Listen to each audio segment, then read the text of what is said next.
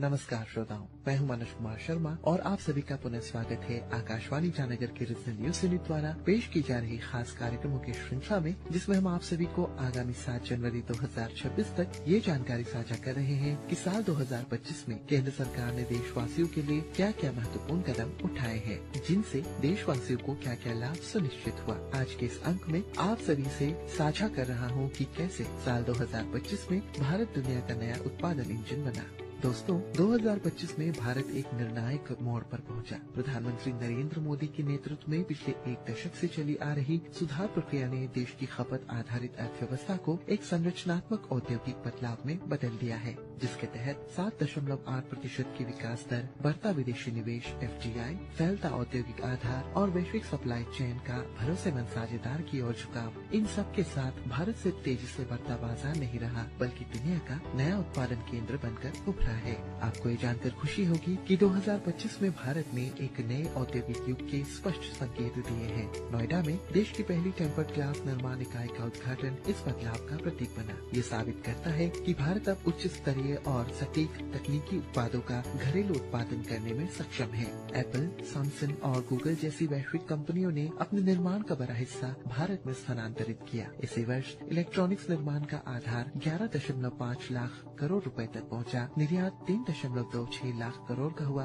और भारत दुनिया का दूसरा सबसे बड़ा मोबाइल फोन उत्पादक बन गया। आज देश में बिकने वाले 99% से अधिक mobile phone made in India है। 2014 में जहां सिर्फ 2 उत्पादन इकाइयां थी, वहीं अब ये संख्या बढ़कर 300 से अधिक हो चुकी है। 59,350 करोड़ के अनुमानित निवेश प्रस्तावों के मुकाबले 1.15 लाख करोड़ से अधिक के प्रस्ताव प्राप्त होना भारत के इलेक्ट्रॉनिक्स भविष्य पर बढ़ते वैश्विक भरोसे को दर्शाता है। श्रोता मित्रों, 2025 में भारत का परिवर्तन मूल रूप से तकनीक आधारित रहा। सेमीकंडक्टर और एडवांस इलेक्ट्रॉनिक्स के क्षेत्र में 10 यूनिट्स को मंजूरी मिली।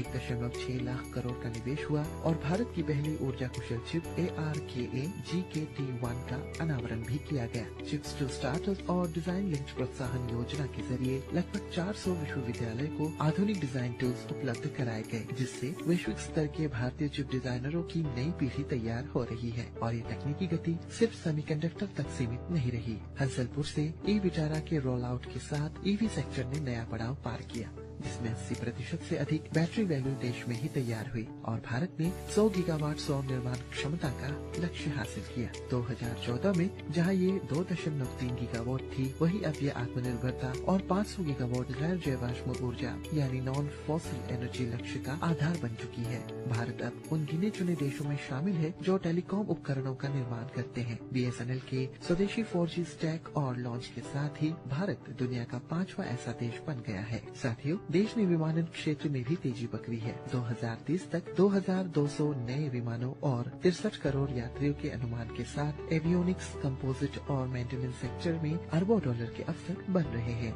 इन सभी क्षेत्रों में भारत के डिजिटल पब्लिक इंफ्रास्ट्रक्चर GSTN से लेकर लॉजिस्टिक डिजिटाइजेशन तक पारदर्शिता, सरलता और विस्तार को संभव बनाया है। श्रोता मित्रों, मुझे अंदाजा है कि आप में से कई लोगों को टेक्नोलॉजी और बड़े ब्रांड्स में जरूर रुचि होगी, तो ये जानकर आपको बेहद खुशी होगी कि 2025 की निर्माण कहानी सिर्फ सरकारी प्रयास नहीं थी, इसे निजी क्षेत्र ने भी तेजी से आगे बढ़ाया, जिसके तहत जहां फॉक्सकॉन ने बेंगलुरु में iPhone 17 का उत्पादन शुरू किया, जिससे Bharat premium electronics supply chain में मजबूती से जुड़ गया, वहीं गूगल ने विशाखापट्टनम में बहु अरब डॉलर का AI और डेटा सेंटर कैंपस शुरू किया, जिससे भारत वैश्विक कंप्यूट इंफ्रास्ट्रक्चर का अहम हिस्सा बना है। ऑटोमोबाइल, सेमीकंडक्टर और इलेक्ट्रॉनिक्स कंपनियों ने देश भर में नए plant, logistic hub, component park और R&D केंद्रों में अरबों डॉलर के निवेश की घोषणा की। दुनिया अब साफ देख रही है कि भारत सिर्फ बाजार नहीं, बल्कि अगली वैश्विक फैक्ट्री बन चुकी है।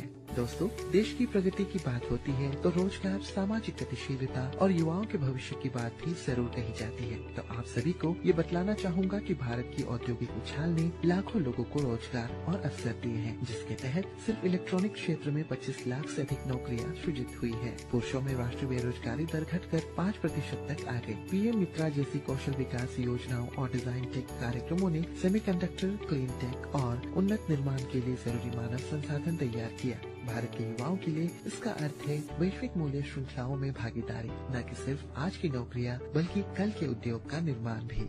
इस बदलाव की जड़ में प्रधानमंत्री नरेंद्र मोदी के नेतृत्व में तैयार की गई शासन संरचना रही। 2025 वो वर्ष बना जब बिल्ड इन भारत एक विचार से निकलकर व्यवहारिक व्यापारिक लाभ बन गया। GST 2.0 के तहत 5 और 18% के युक्तिसंगत स्लैब और तेज अनुपालन से निर्माण लागत में कमी आई। PLI योजनाओं को 2025-26 के बजट में और मजबूती मिली, जिससे इलेक्ट्रॉनिक्स, मोबिलिटी और रणनीतिक उद्योगों में निवेश बढ़ा है। 7,280 करोड़ रुपए की रेयर अर्थ परमानेंट मैग्नेट पहल ने EV, एरोस्पेस और रक्षा क्षेत्रों के लिए अहम खनिज सुरक्षा प्रदान की, तो वही 25,060 करोड़ रुपए के निर्यात प्रोत्साहन मिशन ने भारत को एक भरोसेमंद वैश्विक आपूर्तिकर्ता के रूप में स्थापित किया। रक्षा निर्यात 23,622 करोड़ तक पहुंचा और 16,000 से अधिक MSMEs रक्षा उत्पादन से भी जुड़े। साथियों, ये वो साल बना जब भारत संभावनाओं से शक्ति बना। कई वर्षों तक भारत को संभावनाओं का देश कहा गया। 2025 में ये संभावनाएं प्रदर्शन में बदल दी गयी। डीपर वैल्यू चेन, साहसिक नीतियाँ, वैश्विक साझेदारियाँ और कुशल कार्यबल के साथ भारत आज दुनिया की सबसे महत्वपूर्ण उत्पादन और निर्यात अर्थव्यवस्थाओं में से एक बन चुका है। भारत अब सिर्फ मेक इन इंडिया नहीं, बल्कि भारत अब वैश्विक उत्पादन की दिशा तय कर रहा है।